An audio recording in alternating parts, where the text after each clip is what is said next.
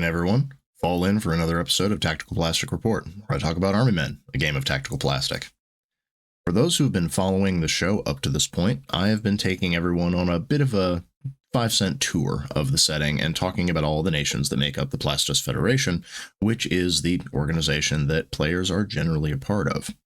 However, we are today approaching one of the last stops on this tour, because the Acetal Alliance, while it is currently a single nation, used to be two. And today I want to explain how that happened and what it changed about both the location and the cultures and the people of this nation, as well as what inspired me to do it this way.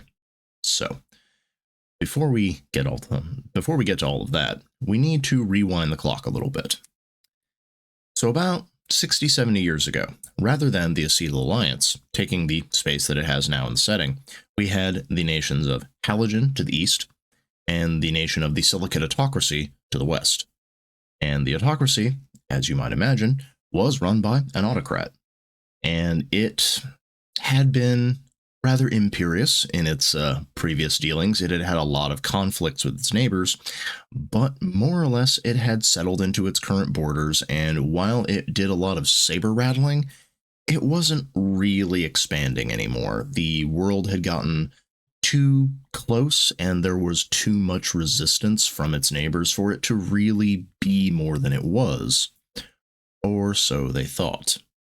Because with the election of the new autarch of Richard Weil, who had been put up in the position, he decided that he had had enough talking. He wanted what they had been promising to each other, to themselves, and to the people. So he concocted a reason to expand the empire. And mostly he thought that the best target would be to go after one that he knew their nation had historically had a bit of a fractious relationship with. So he concocted a false flag operation, which gave them the premise to invade their neighbor of Halogen. And at first, Halogen was taken off guard. They thought something had genuinely happened, whether it was a terrorist movement, whether it was a criminal syndicate, whether it was something that had just gone wrong. They wanted to appease the autocracy. They didn't want war. They wanted to figure out what had happened, and they offered a lot of concessions to get to the bottom of this. Of course, that just gave the autocracy more time to mobilize troops that they had already moved to the border, and the invasion proceeded apace. The difficulty that they ran into, though, was the vastly different military styles of the two nations, because the autocracy was very much about what you think of when we think of land warfare during the World War II, World War I period of you take land, you dig trenches, you make fortifications, you have lots of artillery, lots of heavy armored vehicles, you have lots of troops moving in formation. Halogen didn't do that.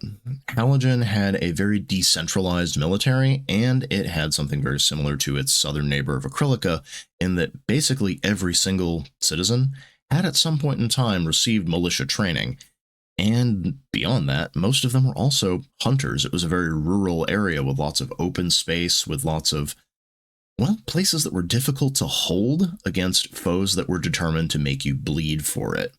And this led to something of a stalemate of Halogen's rangers were impossible to predict. There were often booby traps. The citizens were not afraid to lay down cover fire or to burn down their entire community if, the autocracy was coming and wanted to claim something worthwhile.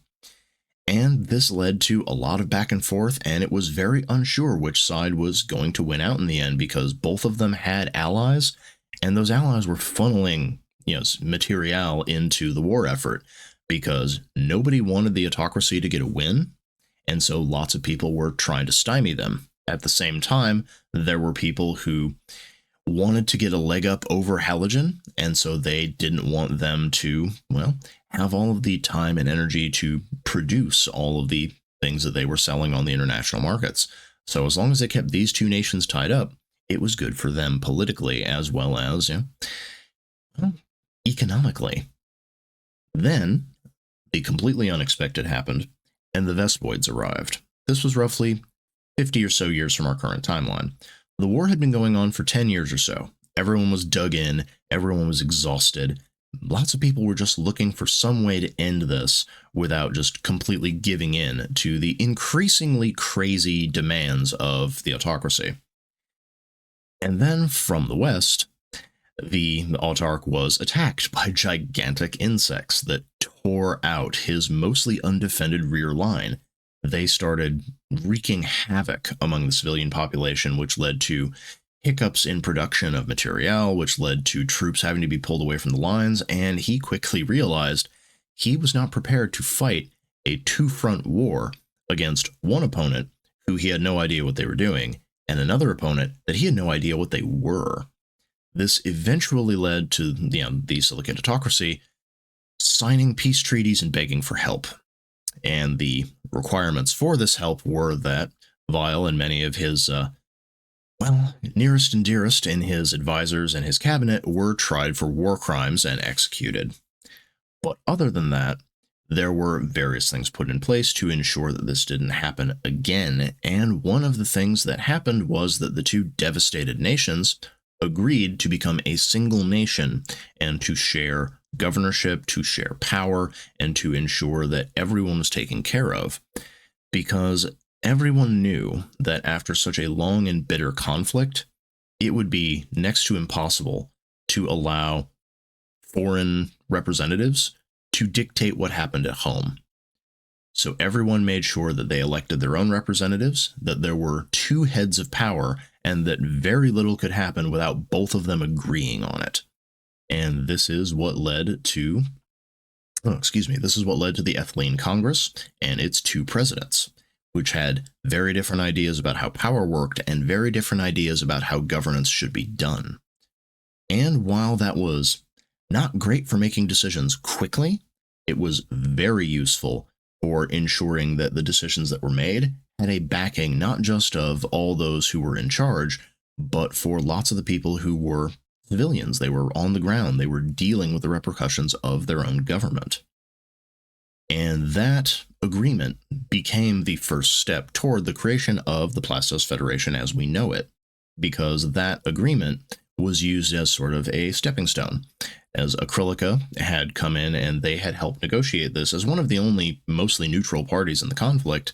They were the ones who were given the final say over how things should work now that, we were moving into a new and undiscovered territory with these gigantic insectoid creatures that, as far as everyone could tell, had no allegiance and did not care who won this war. Everyone was now under threat. And if these two bitter enemies could become one and could work together against a common enemy, then surely all of them could do that. And it has been working fairly well thus far. How well it will work once there is no longer a common enemy, that remains to be seen. But as far as these two nations and what led to their creation, the Acetal Alliance is actually sort of where my idea for Army Men first began to really gestate, began to really become concrete. And it's because these were what I saw as the two nations for, the homelands for two of the more popular colored resins. For anyone who is familiar with the history of Army Men toys, when you look at them, the greens were, of course, supposed to represent the US during World War II.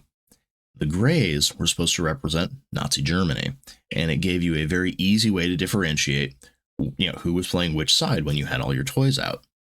And I wanted to come up with something that very definitely had that feeling of that period of history as kind of an homage to the toys that inspired the setting and the miniatures that we're probably going to be using.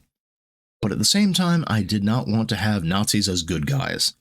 So that chapter of history needed to exist, in my opinion, for the setting to really become what it is. But it also needed to be wrapped up and changed and altered so that we didn't have that element, even if it's just an homage, as a problematic part of this game.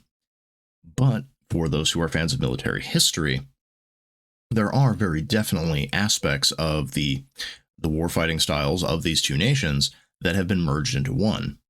And is a thing that we saw a lot during World War II, and also as well during World War I for the US, of lots of the troops that got called up, or lots of the people who volunteered, were not trained by the military in the way we think of it today, because training had not yet been utilized for mass deployments or mass standing numbers of soldiers. So you had people who were hunters, who were farmers, people who grew up using weapons, who just altered the way that their already existing training was being used. And that led to a lot of really interesting feats of bravery and heroism if you read through the annals of World War II.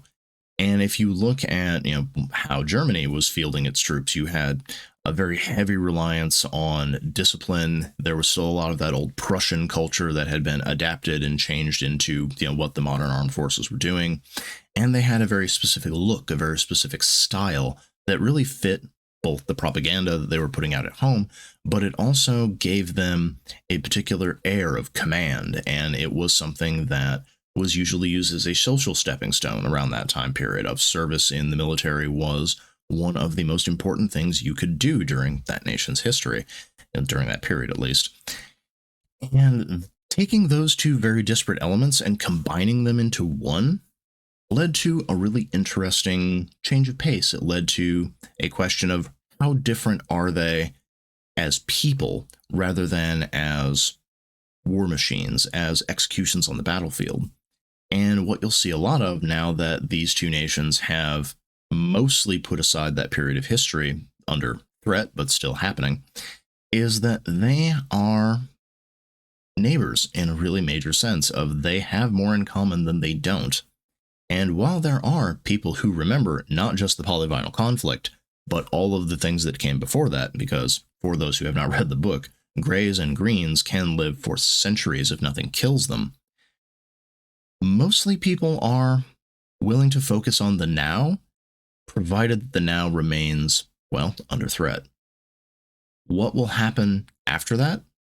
That is a thing that everyone's going to have to stay tuned for and play through the game, because while I have some ideas as to how the nation might change if and when the Vespoid threat is dealt with and it no longer requires constant militarization, it's also something that I don't want to fill in the blanks on just yet, because I want to give game masters their own freedom to determine what becomes the nations in their game and what the actions of the squads that they run things for will, have an effect on.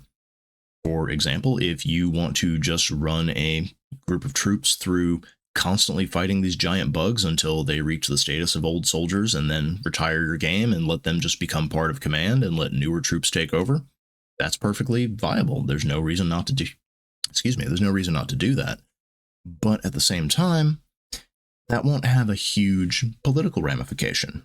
At the same time, if you want to run a campaign where your troops end up getting involved in politics, they end up either running for office or dealing with those sorts of things that is a very non-combat angle of the game, or perhaps they end up becoming assassins. They end up dealing with various elements of the political structure that is going to have bigger ramifications as to how the nation works going forward.